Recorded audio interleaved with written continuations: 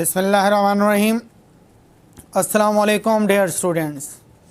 I am your English teacher Khalid Hussain. आज 15 दिसंबर 2020 के English के लेक्चर में क्लास न्यू 9th के लिए एक्टिव एंड पैसिव वॉइस के टॉपिक में हम प्रेजेंट कंटिन्यूअस टेंस को डिस्कस करेंगे। तो आपसे गुजारिश करता हूँ कि अज़ीज़ तलबा आप बग़ौर इसे समझने की कोशिश करें और किसी भी मुश्किल की सूरत में मेरे नंबर पर मुझसे रब्ता करें ताकि मैं आपकी उस मुश्किल का हल तलाश कर सकूं और आपको सेटिस्फाई कर सकूं। तो चलिए आगाज़ करते हैं।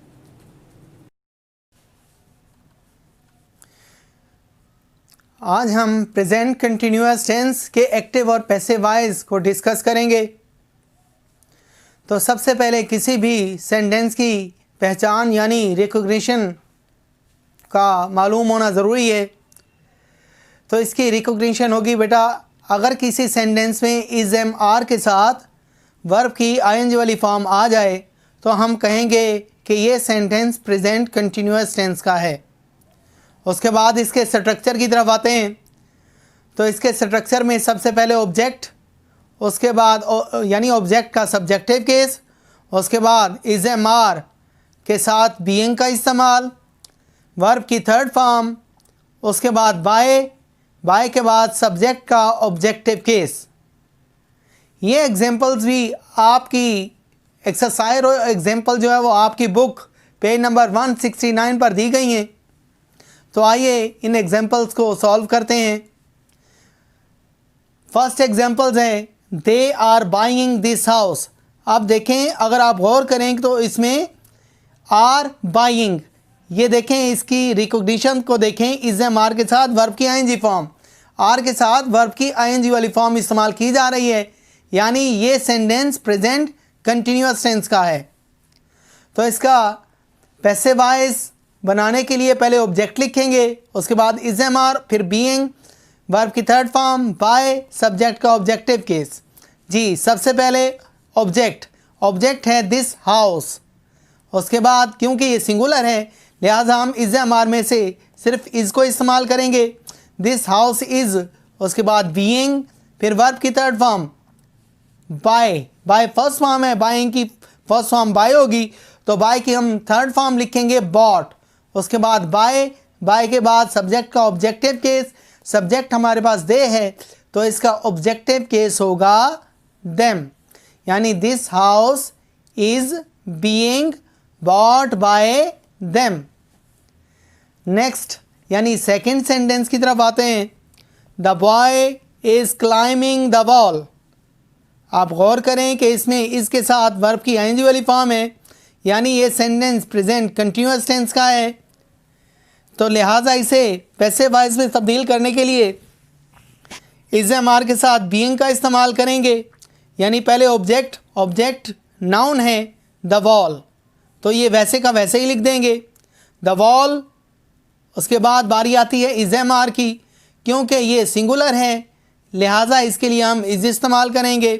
द वॉल इज़ बीइंग, उसके बाद वर्ब की थर्ड फॉर्म देखिए क्लाइम की third form climbed, the wall is being climbed. उसके बाद बाय के बाद सब्जेक्ट का ऑब्जेक्टिव केस, सब्जेक्ट भी हमारे पास नाउन है तो इसे वैसे का वैसे ही लिख देंगे the wall is being climbed by the boy, the wall is being climbed by the boy.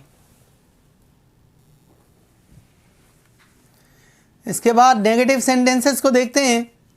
Negative sentences के लिए सबसे पहले ऑब्जेक्ट सब्जेक्टिव केस में, उसके बाद इज़ एम आर के बाद नॉट का इजाफा करेंगे जिसे मैंने ब्लू कलर दिया है। उसके बाद बीइंग के बाद वर्ब की थर्ड फॉर्म, उसके बाद बाय का इस्तेमाल, फिर सब्जेक्ट ऑब्जेक्टिव केस में लिखेंगे। तो आइए फर्स्ट एग्जांपल्स को देखते हैं। She is not laughing at the poor.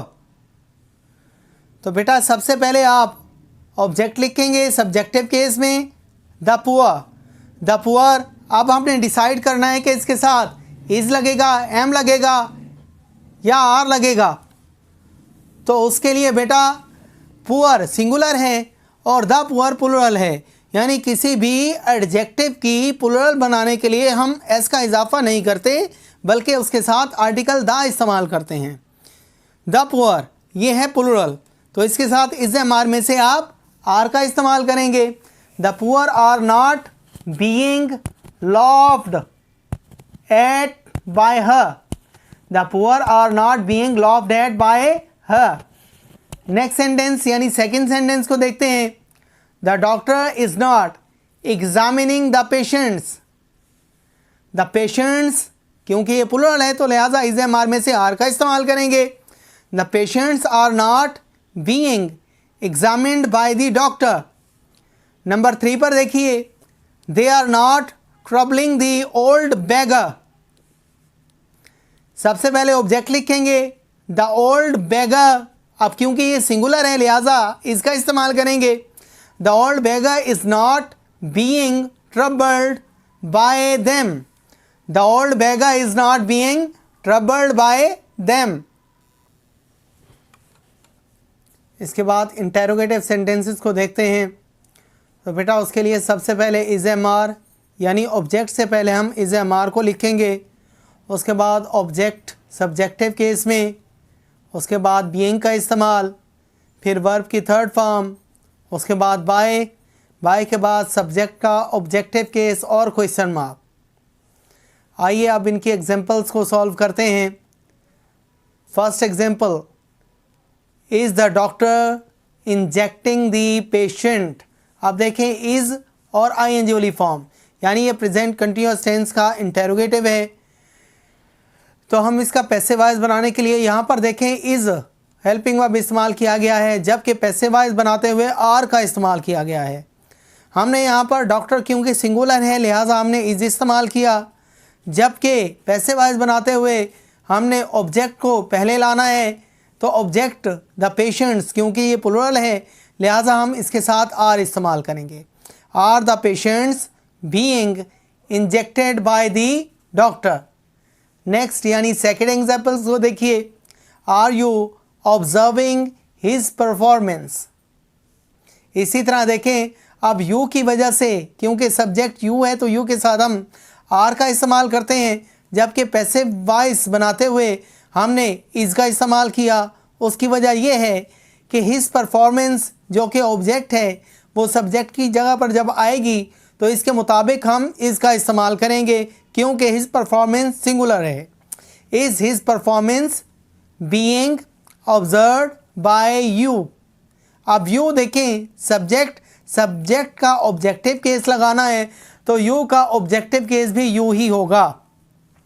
Third examples को देखते हैं। Why is he mending the chair. Why is he mending the chair.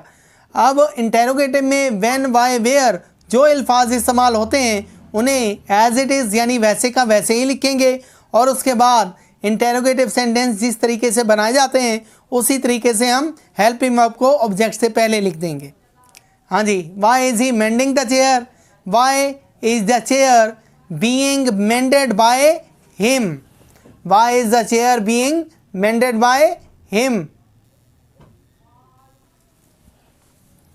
इसके बाद हु वाले इंटेरोगेटिव सेंटेंसेस को देखते हैं। तो इसका स्ट्रक्चर कुछ इस तरह से होगा। First of all by whom, उसके बाद हेल्पिंग वर्ब नंबर 1 लिखेंगे। देखें बेटा इसमें 2 हेल्पिंग वर्ब इस्तेमाल हो रहे हैं। इज़ एम आर एक हो गया और बीइंग दूसरा, यानी पहला हेल्पिंग वर्ब ऑब्जेक्ट से पहले और दूसरा हेल्पिंग वर्ब ऑब्जेक्ट के बाद, यानी इज़ एम आर को ऑब्जेक्ट से पहले लिखेंगे और बीइंग को ऑब्जेक्ट के बाद लिखेंगे। तो आइए फोर्थ एग्जाम्पल देखते हैं। Who is knocking at the door. Who is knocking at the door. By whom is the door being knocked at. ये देखिए इसी फार्मूले के मुताबिक ये सेंटेंस बनाया गया है। By whom is the door being knocked eight.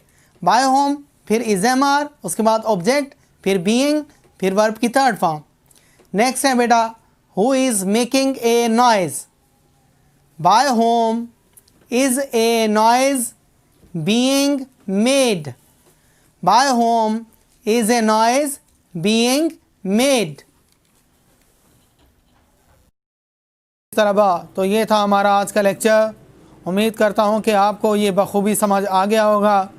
इसके बावजूद अगर आपके जहन में किसी किस्म का कोई सवाल हो या आप किसी किस्म की मुश्किल का शिकार हों तो आप मेरे नंबर पर मुझसे रब्ता कर सकते हैं।